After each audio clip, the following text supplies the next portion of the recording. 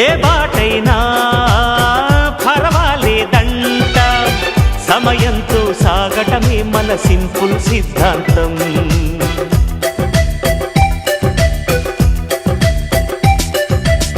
చిరుగాలికి పరిమళమిచ్చే సిరిమల్లెల వనమై ఉందాం, గగనాన్ని నేలను కలిపే హరివిల్లుల బంతెన అవుదాం.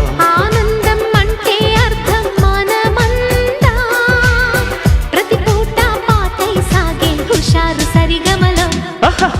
ఎన్నో ఎన్నో రాగాలుండే సంగీతం కాదా, చల్లకి నవ్వుల కేరింత.